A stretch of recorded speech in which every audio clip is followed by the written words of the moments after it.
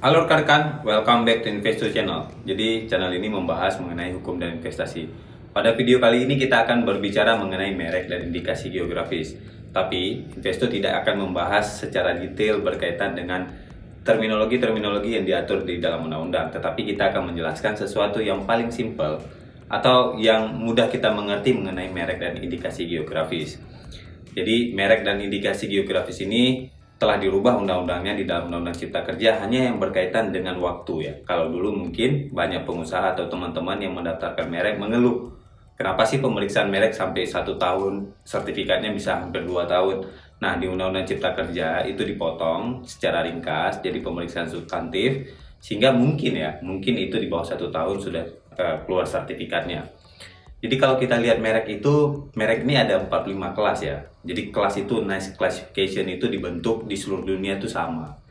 Jadi 45 kelas ini disitulah ada barang dan jasa. Jadi 1 sampai 34 itu barang, 35 sampai 45 itu jasa. Misal kalau kita punya bisnis yang berkaitan dengan coffee shop itu ada di 43. Tetapi kopinya ada di 30. Maka kita harus mendaftarkan di 2 kelas. Kenapa harus 2 kelas? Karena jika kita tidak mendaftar di masing-masing kelas yang berkaitan, maka itu tidak terproteksi. Maka kalau kita lihat di beberapa kasus ada orang yang ngotot, wah saya sudah mendaftarkan merek, kamu menggunakan merek secara keseluruhan ataupun persamaan pada pokoknya dengan merek saya. Tetapi waktu dilihat kelasnya beda gitu. Jadi kalau kelasnya beda boleh aja. Misal kalau saya bangun sebuah brand namanya Plana Cafe. Nah, Plana Cafe saya daftar di Cafe Shop 43, tapi ada Plana Cafe yang mendaftar kopi bijian atau kopi saringannya itu di kelas 30. Dua-duanya berbeda pemiliknya dan berbeda kelasnya. Boleh diterima oleh pemeriksa merek. Jadi kalau merek sejak tahun 2016 ini sudah bervariasi ya. Artinya merek itu sudah sangat berkembang. Tidak hanya merek konvensional kayak merek kata lukisan yang kita pahami, juga ada merek-merek yang non konvensional atau merek-merek yang terbaru seperti Suara, Tokopedia. Siapa sih nggak tahu suaranya Tokopedia, dan itu suaranya didaftarkan merek berdasarkan notnya.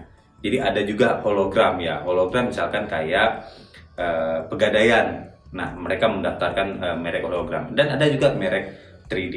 Jadi itu semua mengakomodir dengan perkembangan bisnis. Jadi bisnis yang semakin berkembang menuntut adanya pendaftaran merek yang mengikuti zamannya.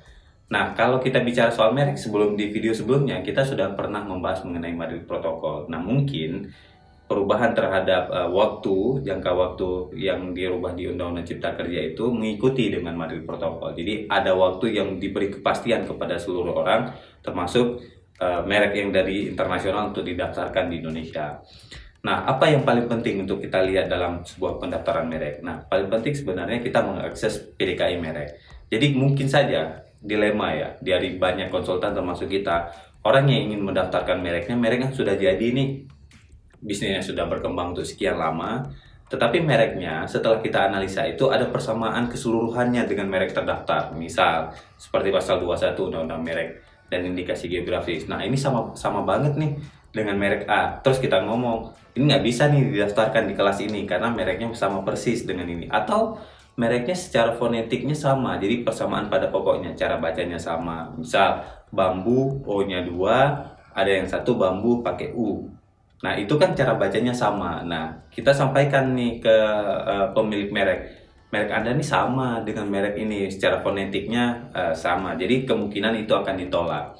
Jadi beberapa dari pemilik merek itu menganggap nggak apa-apa, saya yang penting daftar aja dulu. Ada cara nggak untuk diloloskan? Nah, ini pertanyaan-pertanyaan yang sangat tricky, dan kita dari Investo maupun Patenku.id selalu menolak, karena memang kalau sesuatu yang secara keilmuan konsultan menganggap bahwa ini tidak mungkin, maka pemeriksaan merek juga punya pendapat yang sama. Jadi jangan dipaksakan gitu, pasti nggak akan bisa dikeluarkan sertifikat mereknya. Nah, ketika tidak bisa, maka nanti si pemeriksa merek itu mengeluarkan usulan penolakan. Jadi usulan penolakan itu yang berisi bahwa setelah dia lakukan telaah substantif itu, dia melihat ada pelanggaran atau menyalahi ketentuan pasal 20 atau 21. Jadi singkatnya pasal 20 itu bicara soal ini mereknya sama dengan barangnya yang didaftarkan, misalkan rendang. kita jualan rendang tapi namanya rendang, atau kita buat namanya rendangku enak banget, itu kan menyesatkan gitu, mengandung kata sifat juga, itu tidak bisa didaftarkan karena bertentangan dengan pasal 20 atau pasal 21 ya. Misalkan rendang apa ya, kopi, flash kopi atau kopi kenangan, jadi kopi kenangan yang sudah terdaftar. Nah, ada yang satu lagi daftarnya kopi kenangan kami, nambah dia, atau kopi kenangan lagi gitu. Nah, itu tidak bisa didaftarkan. Jadi si pemeriksa merek itu akan memberikan usulan penolakan. Nah, di usulan penolakan itu kita harus menanggapi. Jadi kita menanggapi kalau memang secara pengetahuan atau secara pembacaan yang dilakukan oleh si konsultan itu memang ada celah untuk dilakukan tanggapan, maka dia melakukan tanggapan. Jadi tanggapan itu bisa saja diterima oleh pemeriksa merek kalau sejauh memang dokumen-dokumen atau argumentasi yang disampaikan melalui surat tanggapan itu masuk akal. Setelah ditelaah, dia bilang ini nggak masuk dong dalam pemeriksaan persamaan pada pokoknya karena A, B, dan C dan D ada alasan hukumnya, ada kemudian argumentasinya, ada merek-merek perbandingannya yang dibuat di dalam itu, sehingga itu bisa saja diterima. Nah, ada juga yang tidak bisa diterima. Kalau tidak bisa diterima, maka mereka akan melakukan penolakan tetap. Jadi penolakan itu satu-satunya cara yang harus kita lakukan yaitu banding merek. Jadi kita harus melakukan banding merek di komisi banding yang ada di Kementerian Hukum dan HAM. Kalau memang di situ kemudian diterima sebagian atau seluruhnya, merek kita terdaftar. Kalau memang di situ nggak bisa diterima atau ditolak, nah satu-satunya cara kita harus mengajukan keberatan ke pengadilan niaga ya di masing-masing wilayah. Kalau Jakarta ya di pengadilan niaga Jakarta Pusat, kalau daerah Surabaya dan Jawa Timur sekitarnya itu di Surabaya, atau Jawa Tengah di Semarang, atau Sumatera sebagian ada di Medan, dan itu harus kita tempuh. Nanti di situ harus ada upaya-upaya hukum untuk dilakukan. Nah, di sisi yang lain, setelah kita bicara soal merek, ada indikasi geografis. Jadi indikasi geografis itu sesuatu yang karena faktor alam atau manusianya mengkreasikan sebuah hasil produk itu yang karakteristik dan itu tidak dapat di daerah yang lain. Contoh misalkan kita bicara soal kopi Gayo. Nah, kopi Gayo ditanam di Cimahi itu nggak akan menghasilkan kopi Gayo, tetap kopi Cimahi karena ada unsur tradisionalnya di situ, tanahnya mempengaruhi, dan kemudian keuletan masyarakat untuk memproses hingga dia menjadi indikasi geografis. Nah, begitu juga dengan beras adan yang ada di Kalimantan. Nah, itu yang membuat sebenarnya indikasi geografis itu berbeda. Nah, kalau merek misalkan, merek yang dia buat kopi Gayo, dia daftar nggak bisa karena kopi Gayo itu sudah masuk ke dalam indikasi geografis. Nah, indikasi geografis sendiri ini, dia prosesnya itu biasanya didorong masyarakat untuk membuat sebuah organisasi, masyarakat peduli terhadap indikasi geografis karena diyakini hanya di situ bisa menghasilkan barang yang unik dan barang yang khas. Nah, jadi di tempat yang lain nggak bisa. Jadi mereka membuat sebuah perkumpulan, di-trigger oleh pemerintahnya, didorong oleh pemerintahnya.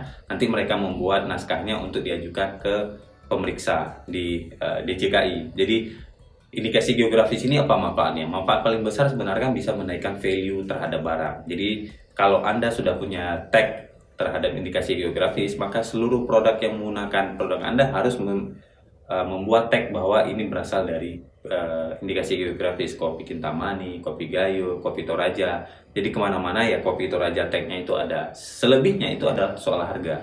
Jadi bayangkan kalau satu daerah bisa menghasilkan barang yang sangat luar biasa, dikreasikan oleh masyarakat setempat dengan pengetahuan tradisional seperti masyarakat di Kalimantan Barat itu yang beras adan itu bisa menghasilkan harga yang berkali-kali lipat karena memang punya ciri khas dan punya khasiat tertentu atau punya ya rasa yang sangat berbeda yang tidak didapatkan di tempat yang lain.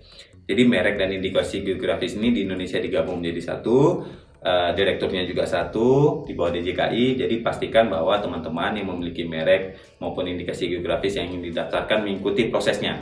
Jadi bisa meng-hire konsultan atau mendiskusikan ke lembaga-lembaga yang ada di kampus-kampus atau Kementerian Hukum dan HAM yang memfasilitasi ini. Pastikan bahwa apa yang kita lakukan itu kita mengerti konsekuensinya biar nanti jangan ada kekecewaan di antara teman-teman. Kalau ada pertanyaan ditanyakan secara detail biar nanti memahami konsep-konsepnya dan bisa dieksekusi dengan mudah. Begitulah penjelasan singkat kami mengenai merek dan indikasi geografis. Pastikan teman-teman menonton video ini sampai selesai agar informasinya diterima secara utuh. Terima kasih. Salam investor.